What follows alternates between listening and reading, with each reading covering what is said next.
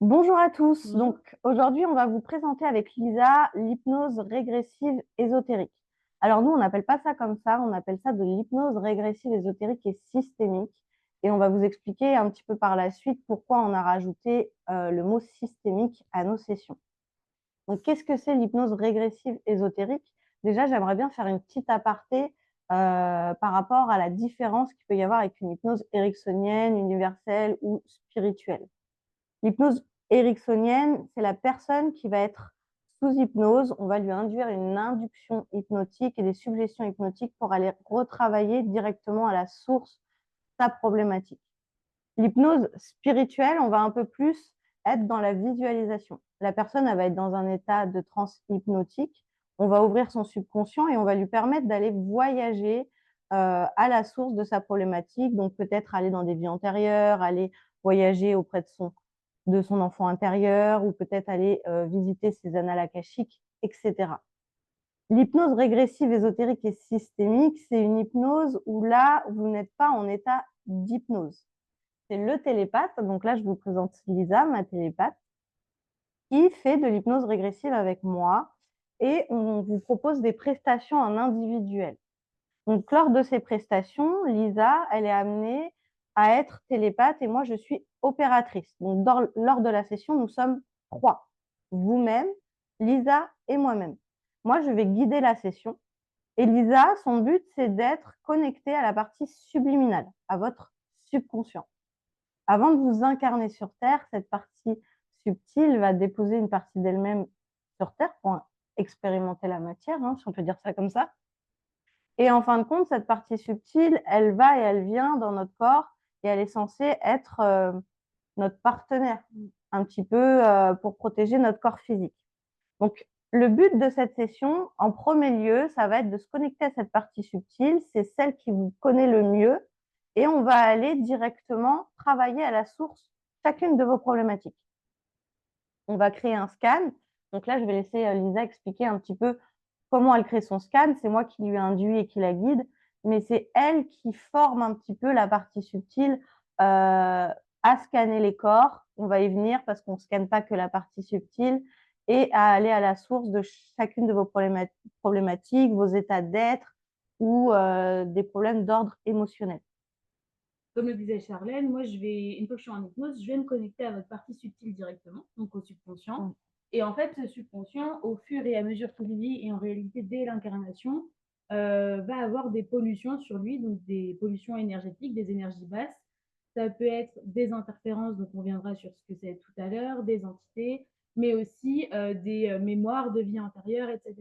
Donc tout ça, on va venir le nettoyer, mais pour que ces mauvaises énergies puissent partir, il faut qu'on remonte à la source de chaque problématique. Donc, quand est-ce qu'elle s'est installée sur votre corps et pourquoi? Qu'est-ce qui fait qu'elle a pu s'accrocher à vous?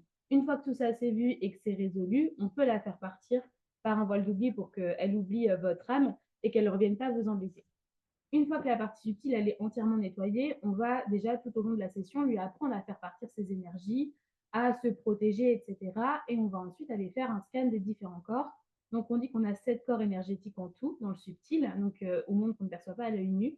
Et nous, on vient travailler sur 4 de ces corps dans la première partie de la session. On vient travailler sur le corps physique, donc qui est votre enveloppe qui nous regarde à ce moment-là. On vient travailler sur le corps éthérique, qui lui souvent va être un peu garant des mémoires de vie antérieure. Souvent, on voit beaucoup d'objets sur le corps éthérique. Le corps causal, qui lui est le corps vraiment de l'émotionnel. Souvent, ce corps-là, on voit en session, il a énormément besoin de décharger, d'apprendre à lâcher prise et à se recharger de manière plus saine et plus naturelle. Et enfin, le corps astral, qui est un peu votre manière de vous relier à tout ce qui est divin, tout ce qui est énergétique, toutes vos perceptions, etc., que vous pouvez avoir sur Terre et dans le subtil. Donc, on vient créer un scan de ces 4 corps-là. Donc, de la même manière qu'on a fait pour la partie subtile, on va venir retirer tous les objets, toutes les pollutions qu'il y a sur vos corps. On vient aussi mettre en place tout un travail émotionnel, bien sûr, pour pouvoir avoir vraiment un travail et une solution au problème qui est complète pour pas que ça revienne vous impacter. Et puis, ensuite, à la fin de la session, on va se diriger sur vos chakras pour créer une réharmonisation, sur votre lieu d'habitation également, parce que c'est bien de nettoyer vos corps, mais si vous avez un environnement de vie qui est complètement pollué, Mm. les effets vont être très limités. Et puis, on va aussi voir vos guides, puisqu'on dit dans la spiritualité qu'on a des consciences qui sont là pour nous aider à ne pas trop nous éloigner de notre chemin de vie et pouvoir nous guider, comme leur nom l'indique, tout au long de notre vie. Et donc, on vient scanner chacune de ces consciences. Ça peut être des esprits de la forêt, de la montagne, de l'océan. Ça peut être des personnes que vous avez connues ou non dans cette vie-là. Donc, ça peut être vos parents s'ils sont décédés, vos frères et sœurs. Mais ça peut aussi être des personnes que vous avez connues dans des vies antérieures, donc vos amis de vie antérieure, etc. Chaque conscience qu'on va voir, on va la scanner afin de savoir si elle est à votre service ou dans l'individualité. Ça, c'est hyper important parce qu'une conscience qui est dans l'individualité, comme son nom l'indique, elle ne va pas vous aider en fait. Au contraire, son but, ça va être de vous maintenir dans des émotions négatives, de vous attirer les mauvaises choses. Et ça, à part vous mettre des bâtons dans les roues, en général, ça ne va pas progresser. Et donc, une fois que tout ce scan est fait, en fait, du coup, on sait que tous vos guides sont à vos services et on va pouvoir aller peut-être communiquer avec certains d'entre eux si vous le désirez. Ok. Je vais revenir sur le nettoyage pour vous expliquer un petit peu comment ça se déroule. En fin de compte, on commence. Pourquoi on nettoie une interférence? Pourquoi on nettoie une conscience du corps? Chaque état d'être, chaque état émotionnel a une cause. Soit ça vous appartient, soit ça ne vous appartient pas, soit ça vient d'une conscience, ou soit vous êtes relié à des vies antérieures. Nous, notre but, c'est que si une personne nous consulte pour un mal de dos, pour une addiction, parce qu'on n'arrive pas à tomber enceinte, le but, c'est d'aller regarder s'il y a des causes dans le subtil. On n'est pas médecin, donc forcément, s'il y a déjà un suivi médical, c'est toujours mieux, mais on retourne toujours voir s'il y a des choses qui peuvent bloquer le fait de tomber enceinte ou quelque chose qui fait que vous avez des douleurs au genou, etc. Une douleur au genou peut nous amener parfois à une conscience qui agit sur vous et qui vous donne des rhumatismes ou des douleurs dans les genoux. On peut aller dans une vie antérieure où à l'âge de 18 ans, vous avez eu un accident de voiture, vous êtes cassé les deux genoux et dans cette vie actuelle, à l'âge de 18 ans, vous commencez à déclencher des problèmes aux genoux. Le but, c'est toujours de vraiment retourner à la source. Et quand Lisa elle parlait de nettoyage émotionnel, donc là, c'est là qu'on va parler de systémie. On va percevoir cette émotion dans votre corps comme une couleur. Si par exemple, Lisa perçoit beaucoup de culpabilité dans votre corps, elle va me dire, je perçois la culpabilité comme du orange. Ce orange, on va le sortir du corps. Et là, c'est votre partie subtile qui nous dit, parce que c'est celle qui vous connaît le mieux, si cette émotion a besoin d'être transmutée ou si elle a besoin d'être simplement dégagée de votre corps, ou si elle peut reprendre une forme. Le fait d'être transmuté, par exemple, la colère, on peut la transmuter en sérénité, en apaisement. C'est votre partie subtile qui choisit l'émotion. C'est pas nous. On vous laisse le libre arbitre pour ce qui est intégré à votre corps. Ensuite, quand une émotion reprend une forme, là, c'est un peu plus intéressant parce que du coup, on retourne directement à la source. Souvent, je sais pas, l'émotion de la mésestime va reprendre la forme de votre maman parce que cette mésestime a été transmise, donc c'est un lien transgénérationnel. Et là, on va aller couper ce lien transgénérationnel directement. Si cette émotion appartient à un ex-conjoint ou à votre papa, etc., c'est pareil. On retravaille à la source, on regarde ce qui a besoin d'être vu, ce qui a besoin d'être rendu, etc. Voilà un petit peu comment on travaille sur l'émotionnel. Et sur les vies antérieures, comme Lisa vous citait tout à l'heure, effectivement, on va énormément y aller durant ces sessions, surtout quand on travaille sur le corps éthérique, comme elle vous l'a expliqué. Mais ces vies antérieures, ça permet aussi d'aller couper les ancrages. Les ancrages, c'est ce qui va faire qu'aujourd'hui, par exemple, vous avez une phobie de telle ou telle chose parce que dans une vie antérieure, vous avez subi un traumatisme avec tel ou tel animal ou telle situation. Donc, le but, c'est de retravailler à la source. On voit beaucoup aussi, par exemple, pour reprendre les problèmes de fertilité de tout à l'heure, des gens qui n'arrivent pas à concevoir et en fait, on se rend compte que dans une vie antérieure, ils ont été castrés ou ce genre de choses. Et pareil pour les vœux de célibat. On a souvent en session des gens qui nous disent j'arrive pas à trouver l'amour, je comprends pas, je tombe jamais sur la bonne personne. Et en fait, on se rend compte que soit c'était des religieuses dans une vie antérieure, soit il y a eu un dégoût de l'amour et donc du coup, il y a eu une sorte d'accord passé avec l'âme, en fait, comme quoi il y avait un vœu de célibat qui se mettait en place. Et du coup, forcément, en tant que ce vœu-là n'est pas rompu, la situation va se répéter d'une vie à l'autre. Et donc ça, c'est hyper intéressant justement de retourner à cette source-là, pouvoir vous débloquer sur des problématiques enfin, des problématiques du coup à l'heure actuelle qui étaient OK à l'époque, mais qui aujourd'hui ne le sont plus du tout et vous freinent plus autre chose en fait. Mmh. Du coup, ensuite, on peut aussi aller percevoir des liens. Quand je parle de liens, on va parler de liens karmiques, liens d'âme, et cetera. On peut avoir certaines personnes qui vivent, des situations, des relations, que ce soit familiales, amoureux, et cetera, ou avec, leur enfant, qui vont être soit compliquées, soit incomprises, soit c'est des relations très fortes, soit c'est des relations toxiques et des fois, c'est intéressant, justement d'aller regarder d'où provient, ce lien. Est-ce qu'il y a un schéma qui se répète? Est-ce qu'il y a quelque chose à aller couper? Et ça permet de bouger, pas mal de choses dans la matière.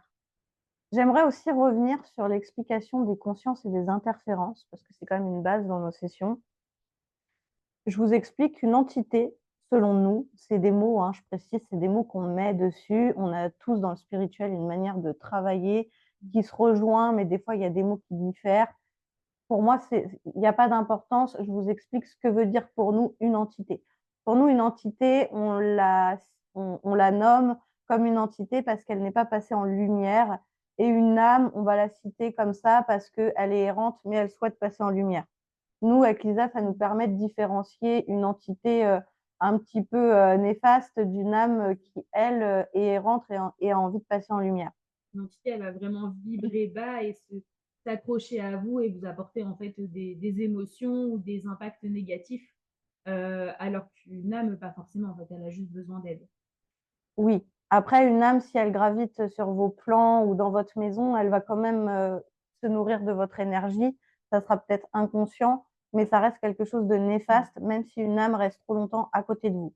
Donc, le but de nos sessions aussi, c'est d'aller regarder s'il y a des âmes ou des entités qui gravitent autour de vous ou dans votre corps ou dans l'environnement de votre partie subtile et d'aller retirer aussi les interférences. Qu'est-ce que c'est une interférence? J'aime bien l'expliquer comme ça. Nous, sur Terre, dans le monde physique, dans le monde qu'on perçoit à l'œil nu, les humains, on a un ADN. Les chats, ils ont un ADN qui est totalement différent du nôtre. Les chiens ont un ADN différent des chats. Les crocodiles ont un ADN différent des chiens, et ainsi de suite. Pour nous, dans le monde qu'on ne perçoit pas à l'œil nu, c'est la même chose. Il y a des âmes, il y a des consciences qui ont un ADN tout autre que humain. Donc, on va percevoir des insectoïdes, euh, des familles de reptiliens. Donc là, on va peut-être pouvoir percevoir des serpents qui vont se mettre autour du cou pour aller bloquer la communication. On peut avoir des entités qui vont bloquer votre avancée pour vous empêcher d'avancer correctement dans la vie ou même de vous éveiller, parce qu'il y a des gens qui sont tellement spirituels que bah, ces personnes-là, on va aussi leur mettre des bâtons dans les roues. Voilà, je ne vais pas citer tous les exemples, c'est propre à chacun, mais ces interférences-là, c'est un peu comme nous. Nous, on se nourrit de viande, de poisson, de légumes, etc., ben, ces interférences, elles se nourrissent de nos émotions. Elles se nourrissent de notre état de fatigue et de notre énergie. Et une interférence, elle ne rentre pas gratuitement dans notre corps. C'est pour ça aussi qu'on regarde quand une conscience est au service ou non. Euh, je m'explique pour que ça soit bien compris, mais en gros, s'il y a une faille dans votre corps, ça veut dire que si vous avez, par exemple, subi une rupture amoureuse ou votre maman est décédée, et ça vous a rendu tellement triste que ça crée une faille dans votre cœur ou dans votre dos, et ben cette faille crée une ouverture. Vous pouvez imaginer que c'est un trou, par exemple, et cette interférence-là, elle va pouvoir rentrer dans le corps grâce à ces failles. Donc nous, notre but en session, c'est toujours de travailler à la source, je le répète. On touche la faille, on regarde quand est-ce qu'elle s'est créée pour aller retravailler à la source cette faille, et à ce moment-là, l'interférence est prête à partir. En général, c'est comme ça que ça se passe. Il y a d'autres situations, mais je ne vais pas toutes les citer ici. Donc le but, c'est toujours de regarder comment ça s'est créé. Est-ce que c'était un état de fatigue? Est-ce que c'était une douleur? Est-ce que c'était un état émotionnel? Etc. Les interférences, on les dégage du corps. Là où on explique qu'une conscience est au service ou non, c'est qu'on voit beaucoup de personnes qui font des soins ou qui tirent les cartes ou qui travaillent dans l'hypnose ou toute autre chose et qui font des demandes à la hausse sans vraiment savoir à qui on demande. La première personne qu'on pourrait vous conseiller avec Lisa, à qui vous pouvez vous faire confiance et vous connecter, c'est votre propre partie subtile. Personne n'est mieux au service que vous-même. Vous avez tout en vous et vous avez tout le pouvoir en vous pour faire les choses tout seul. Maintenant, effectivement, comme disait Lisa, il y a des consciences qu'on a pu connaître dans des vies antérieures ou des consciences décédées, des défunts, des consciences qui veillent sur nous. Oui, ça arrive, selon notre vérité. Et ces consciences-là, notre but avec Lisa, c'est toujours de regarder si vraiment elles sont au service ou dans l'individualité. Un jour, on m'a demandé ce que ça voulait dire être au service ou dans l'individualité. Vous avez vraiment la réponse dans la phrase. Vous êtes au service de quelqu'un ou est-ce que vous le guidez avec de votre façon de penser? En gros, vous lui retirez son libre arbitre.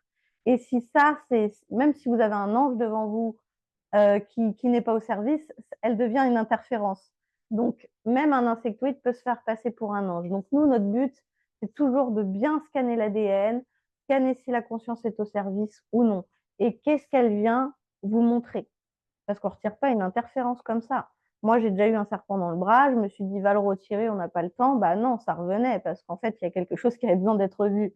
Donc, voilà un petit peu notre manière de travailler. Je ne sais pas si tu as quelque chose à ajouter déjà par rapport à tout ça. Ce qui peut être ajouté aussi au niveau des guides, c'est que je vous ai dit tout à l'heure que ça pouvait être quelqu'un de votre famille. C'est pas parce que c'est quelqu'un que vous avez connu, que c'est une âme qui est passée en lumière, que c'est nécessairement à votre service. Ça arrive des fois, par exemple, on le voit alors plus chez les hommes que chez les femmes, mais des ancêtres qui vont être en tant que guide et qui en fait vont maintenir dans une énergie de un homme ça pleure pas, un homme ça doit s'affirmer, ça doit taper du poing sur la table, ça doit être garant du foyer, etc. Et donc là, en fait, c'est juste que la personne qui s'est mise en guide, elle n'est pas nécessairement mauvaise, pas du tout. C'est juste qu'elle n'a pas fait le travail de déchargement sur elle, elle a peut-être été un peu trop vite. Et donc, ce qui est possible de faire aussi dans ces cas-là, c'est de réserver la place un petit peu pendant que la personne va se décharger, travailler sur elle, pour pouvoir ensuite revenir en tant que guide si elle le souhaite. C'est ça, c'est ça. Après, voilà, c'est ce qu'on explique, même on le voit beaucoup en session, une personne qui décède, par exemple un père de famille, qui culpabilise de laisser sa famille, sa femme, ses enfants, il va souvent avoir du mal à passer en lumière, il va rester à graviter sur des plans terrestres. Et là, c'est là qu'on va parler de vibration, il va commencer à vibrer bas. Nous, les humains, on ne vibre pas aux mêmes fréquences que le bas astral et que le haut astral. On a des vibrations qui sont totalement différentes. C'est d'ailleurs pour ça qu'il y a des gens qui vivent mal leur incarnation. Mais c'est un autre sujet. On a des vibrations différentes. Donc, cette âme qui, à la base, est bonne, va devenir une sorte d'interférence pour sa propre femme et ses enfants parce qu'il va commencer à vibrer bas et à se nourrir sur eux. Donc, notre but aussi en session, quand vous avez des personnes qui sont décédées, c'est de peut-être pouvoir aller regarder si ces personnes-là sont passées en lumière, si elles ont besoin d'aide, au moins pour passer dans ce processus de nettoyage et si elles ont des messages à passer. Et ça vous permet aussi à vous de commencer aussi ce processus de deuil. J'aime pas vraiment le mot deuil en réalité, parce que c'est vraiment propre à chacun, mais de commencer ce processus. Ça peut vous aider de conscientiser que cette âme, elle est déjà en lumière, elle vous passe des messages, ou des fois, ça permet à des âmes justement d'être aidées et de créer ce processus. Et du coup, en fin de session, effectivement, comme le disait Lisa, on va aller, c'est vraiment le petit plus, mais en gros, on va aller finir sur les chakras, une petite douche des mémoires cellulaires, il y a des petits parasites à refaire partir en plus, et on termine sur votre lieu d'habitation. Donc là, Lisa, elle va aller scanner. À chaque fois, je dis Lisa, attention, mais je tiens à rectifier. Lisa est la partie subtile, parce que notre but, c'est de former votre partie subtile à faire ce travail toute seule, sans nous. Après, s'il y a besoin d'une session une fois par an, c'est OK. On a tous besoin aussi d'une tierce personne pour nous aider, pour travailler sur nous, c'est OK. Mais pendant cette année-là, c'est important que la métabolisation se fasse bien, que la partie subtile infuse bien le travail qui a été fait et qu'elle sache protéger le corps. Donc, on lui apprend à faire tout ça. Donc, moi, j'induis à Lisa, mais Lisa, elle est avec la partie subtile et les deux m'entendent. Donc, les deux font le travail. C'est vraiment un travail de lien en fait à faire entre les deux, un travail d'accompagnement. Sur le début de la séance, c'est plus un peu moi qui vais travailler pour montrer à la partie subtile comment on fait. Mais après, tout le reste de la session, ça va vraiment être elle qui va être à l'initiative de montrer ce qui doit ressortir sur les corps, de dégager les interférences quand il y en a, etc., de faire tout le travail émotionnel. C'est pas moi qui le fais pour vous du tout. Et du coup, c'est vraiment ce truc d'accompagnement en fait jusqu'au bout pour qu'elle soit la plus forme est possible et que c'est bien d'expliquer les choses, mais si en réalité elle ne comprend pas comment les mettre en pratique, c'est aussi le moment pour elle de poser toutes les questions dont elle a besoin et de prendre le temps de se «former» entre guillemets. C'est ça, c'est elle qui dégage les Mmh. interférences, on lui apprend à augmenter ses fréquences. J'ai vu dans une vidéo hier, je regardais un gars qui disait mais si on augmente ses fréquences, pourquoi on le fait pas dès le début? C'est du show, ce que ces gens-là font dans leurs sessions. Alors, c'était pas sur nos sessions à nous, c'était sur les sessions de quelqu'un d'autre. Mais en fait, on peut pas constamment vibrer aussi fort que ce qu'on demande à la partie subtile pour dégager une interférence. C'est pas naturel en fait. C'est pas dans nos vibrations de vibrer aussi haut. Il y a certaines personnes qui vibrent plus haut que d'autres, bien évidemment, on n'a pas tous les mêmes fréquences vibratoires, mais quand on dégage une interférence, on se met à vibrer très haut. Et cette fréquence-là, à long terme, elle ne serait pas supportable. Donc, si jamais ce monsieur tombe sur cette vidéo, au moins il pourra comprendre le travail de nos confrères quand ils augmentent leur vibration. C'est pas du show. C'est vraiment qu'une interférence, à la base, elle vibre pas à nos fréquences. Donc nous, elles nous font baisser en vibration. Donc le but pour la dégager, c'est de réaugmenter nos vibrations, nos fréquences vibratoires, pardon. Et puis le deuxième point aussi que je rajoute, c'est que on dit on apprend aux parties subtiles à vibrer haut, etc. Et ça Mmh. peut paraître pour du show de dire regarde comment on fait, mais en même temps, il y a vraiment ce truc de quand la partie subtile descend pour s'incarner sur Terre, en fait, elle passe par un voile d'oubli et du coup, bien que des fois il y ait des choses en mémoire de vie antérieure, elle occulte en fait tout ça Mmh. et le travail ne repart pas complètement de zéro, parce que si on est très Non, évolué dans une vie, forcément, il y a des bases qui restent, mais c'est juste un petit récap mémoire, en fait. Il faut réactiver un peu tout ça pour qu'elle puisse se reconnecter. Chez certaines personnes, dès qu'on apparaît, c'est fait et la partie subtile le fait naturellement. mmh. Chez d'autres, ça prend plus de temps. Et c'est juste ça, en fait. C'est redonner toutes les clés à la partie subtile pour qu'elle puisse travailler comme elle le doit. C'est ça, c'est ça. Et du coup, pour le lieu d'habitation, donc là, on n'est pas géobiologue, hein, je tiens à le préciser, on ne fait pas le travail d'un géobiologue. Maintenant, dans les sessions, on vient retirer tout ce qui est âme, entité errante, les interférences qu'il y a sur le lieu, les pollutions énergétiques. Donc, qu'est-ce que c'est une pollution énergétique? Ça va être tout ce qui est, je ne sais pas, vous êtes dans votre foyer, vous vous disputez avec votre conjoint, ça crée des pollutions énergétiques. Donc ça, on va faire un nettoyage. On appelle ça la mémoire des murs aussi. C'est ça. Quelqu'un qui a été malade dans ce lieu d'habitation avant vous. Voilà, toutes les mémoires des murs sont retirées et on recrée une, un soin énergétique à la maison. On parle d'une peinture énergétique. On est un peu dans un film par moment nous-mêmes, mais en gros, c'est un petit peu comme ça qu'on crée le nettoyage et après, on vient créer des protections au sol et sur les murs pour que les énergies extérieures ne rentrent pas dans votre lieu d'habitation. Alors attention, on n'a pas la prétention de dire qu'avec ces protections, il n'y a rien qui rentre. Euh, J'invite mon chat à rentrer dans ma maison. Si mon chat n'a pas vu qu'il avait une interférence sur le dos, bah, elle est la bienvenue, ça m'est déjà arrivé. Mais voilà, c'est des protections qui permettent quand même de garder un environnement sain. Après, si c'est un lieu que vous investissez, que vous aérez votre maison, que vous mettez beaucoup de lumière, etc., même des nettoyages à la sauge, tout ça, ça ne fait pas tout, hein. Même un géobiologue vous le dira, c'est important. C'est hyper important pour les énergies de votre maison. Ça nous arrive sur des sessions d'aller sur des personnes très polluées et leur maison, elle est quasiment nickel. Donc, c'est important de le dire là dans les explications. Voilà un petit peu le topo sur ce qu'on peut faire sur. C'est vraiment un topo, hein, parce que chaque session est différente. C'est vraiment propre à chacun en fonction de vos vies, de votre vie, de vos incarnations, de vos états d'être. Mais on propose donc du coup tout ça dans une seule session complète. Et ensuite, on vous propose des prestations, donc là, à prix réduit, pour les personnes qui veulent simplement nettoyer leur lieu d'habitation, c'est possible, ou les personnes qui veulent simplement faire un soin ou une session d'hypnose régressive sur leurs animaux, c'est possible sans avoir besoin de prendre la session complète à travailler sur vous. Il y a des personnes qui ne sont pas prêtes à travailler sur eux et qui veulent travailler sur leurs animaux, on l'entend.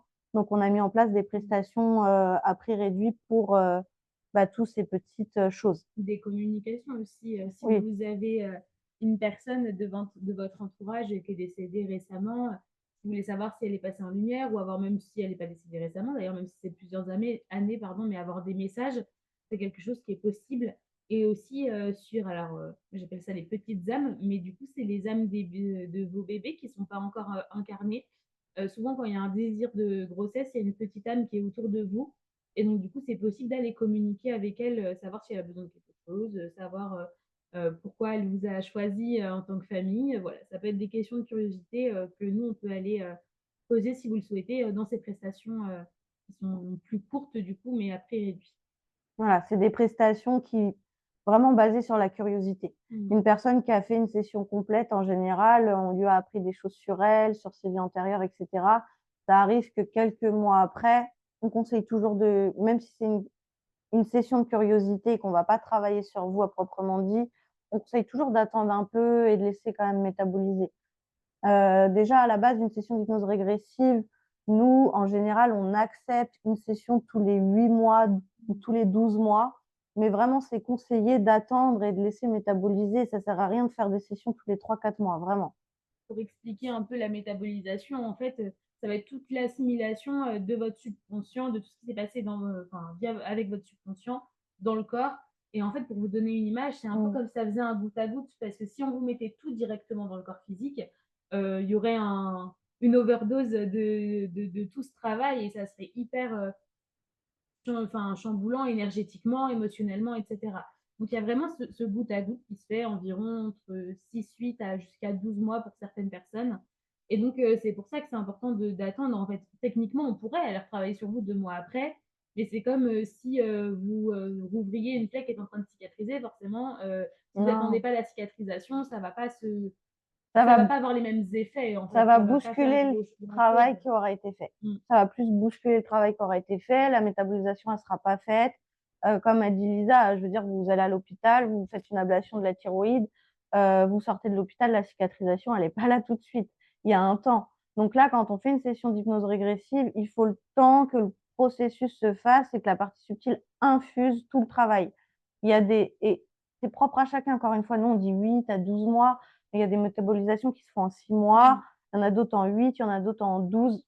Il y en a même, c'est très long, ça prend plus de temps. Mais c'est important aussi de savoir vous écouter. Tous les thérapeutes auront beau vous dire ce qu'ils Ouais. veulent, c'est à vous d'écouter quand vous avez besoin, quand vous ressentez le besoin. Il faut juste que ça ne devienne pas une addiction et que vous ne soyez pas dans l'attente. C'est subtil. Il y a des choses après la session qui sont flagrantes où les clients vont nous appeler, Charlène, il y a ça qui s'est Mmh. passé. Et il y a d'autres choses qui se mettent beaucoup plus subtilement on se rappelle 6 mois, un an après. Et, euh, et c'est même moi, des fois, qui suis obligée, quand les gens me racontent leur histoire, leur dire, mais attends, tu te rappelles de ça? Ah bah non, j'avais pas remarqué. Donc voilà, des fois, il y a des choses aussi qui sont Mmh. subtiles.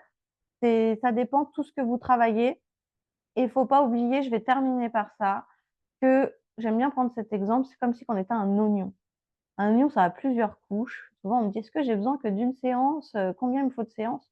Mais je peux pas répondre à cette question-là. On retire une couche de l'oignon, on laisse métaboliser et peut-être qu'1 an après, il va y avoir d'autres choses qui vont être à retravailler, d'autres choses qui seront prêtes à être vues. Moi, je le vois sur moi, ça fait des années que je travaille sur moi et des fois, j'ai des choses qui ressortent et mon conjoint va me dire: «Mais comment ça se fait que ça a pas été travaillé avant?» Bah, parce que c'était pas prêt à être vu. Il y avait tellement d'autres choses à travailler. Là, les couches, elles se retirent et maintenant ça, c'était prêt à être vu, tout simplement. Donc j'aime bien cet exemple de l'oignon et voilà, quand on a une blessure d'âme, faut pas se mentir qu'on la travaille sur une session, ça évolue énormément en une année et pour autant, ça veut pas dire qu'elle est complètement guérie, cette blessure d'âme. Peut-être qu'on va aller, refaire une session 1 an après et qu'on va aller regratter, sur d'autres choses ou peut-être on va avoir besoin d'aller faire une constellation familiale pour aller, recréer un schéma ou voilà, il y a pas de réponse à cette question sur, combien il me faut de sessions, et cetera.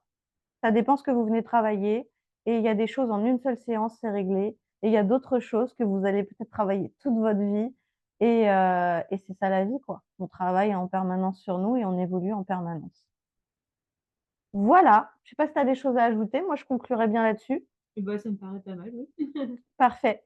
On vous fera une prochaine vidéo rapidement, prochainement plutôt, sur, une retraite spirituelle qu'on est en train de mettre en place, avec Lisa, qui mettra justement il y aura de l'hypnose universelle, de l'hypnose spirituelle, de l'hypnose régressive. Et on ne s'engage pas encore dessus pour l'instant, mais peut-être qu'il y aura de la constellation familiale également. Voilà, je vous souhaite à tous une excellente journée. N'hésitez pas à vous abonner, à nous écrire si vous avez des questions et à liker cette vidéo si vous l'avez aimée. À bientôt. À bientôt.